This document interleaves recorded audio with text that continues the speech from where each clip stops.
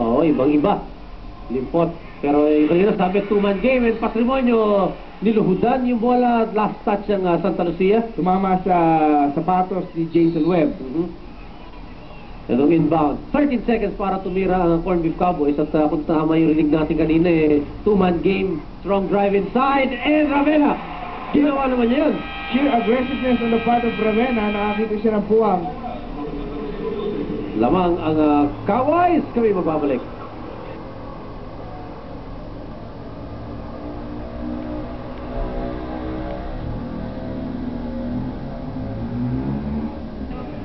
A minute and 8 seconds, 1-point advantage para sa Corned Beef Cowboys.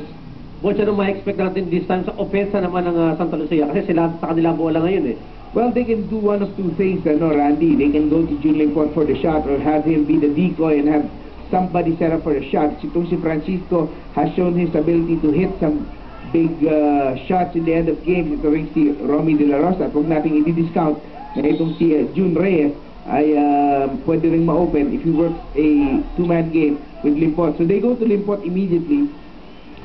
Bigay kay June Reyes. So maraming oras at 20 seconds so para sa kanila. They go to June Limpot. And is the option. Nilabas Francisco for the big three. Yes! That was a big one. Well, Limpot was the decoy. He kicked it out to De La Rosa at sabi niya mas open si John Francisco and it's a 2-point lead for Santa Lucia. Remember, when Santa Lucia holds its opponents under 76 points, they are 6-1. And so far, Pure Food 71, Santa Lucia 73, 2-point advantage. Ravena, yes! It's a close ball game. 73 all. Court is deadlock. 37 seconds. We have another timeout.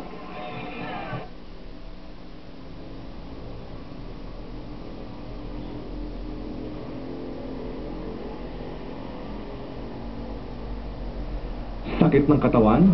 Time for Alaxac. Also for rheumatism and arthritis. Even for toothaches.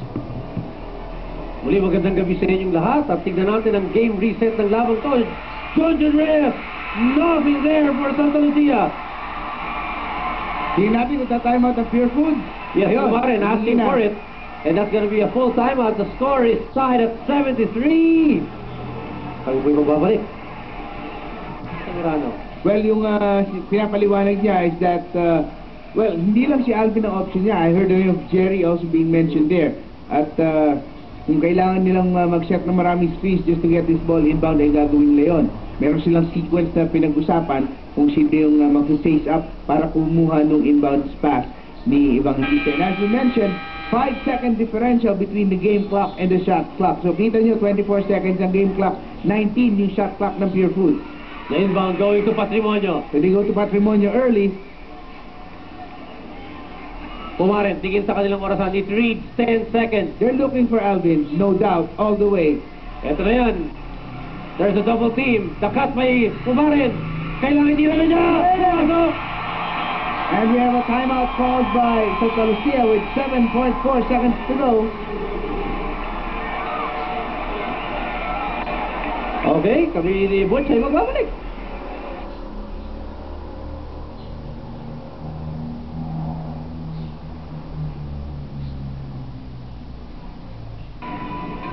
Ano to? Santa Lucia.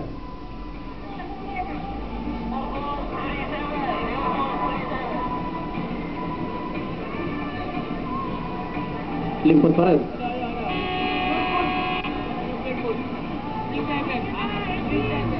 Live and die with June.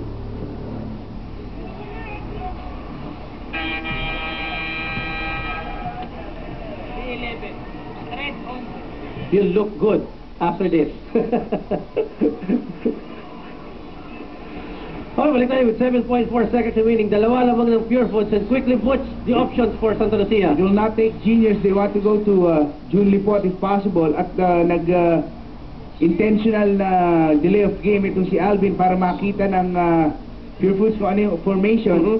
Pero they went to June Reyes on the pass. Tingnan mo sa 3-point shooting, Butch. Well, it certainly is an option for them to take the 3-point shot to try and win the game, pero mukhang walang dahilan. June Limpot must get the ball and go hard for the basket. Ito, sa kanya yung bola. 2 seconds to go. Hindi na itong malayo. Hindi pumasok. And Pure Foods will escape. Pure Foods comes away with a win. Corned Beef Cowboys winning 75-73. Well,